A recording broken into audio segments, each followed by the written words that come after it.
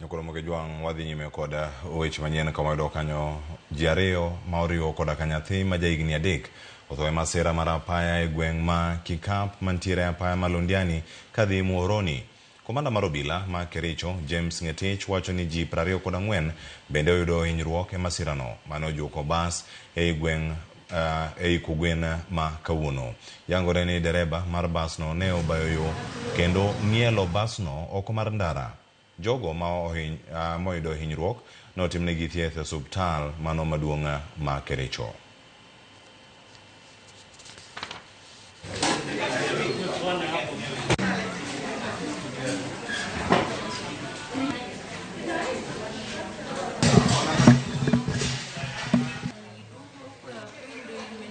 Kila mara ilikuwa inasimama kwa barabara.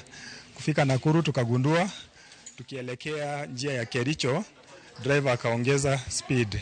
Tukaanza kujaribu kupiga nduru kwa gari tukimwambia dereva punguza speed utatuangusha, lakini gari ilikuwa inaenda, akatuambia gari imepoteza brakes. So gari ilitoka kwa kando barabara ikaona hiyo side ya mtoni na tukapoteza mtoto mdogo na mwanaume mmoja. Na wengi sana wamejeruhiwa, hata hapa sasa tuko hospitali, tulikuwa tumekuja matibabu. Then the driver tried to control the vehicle but all was in vain.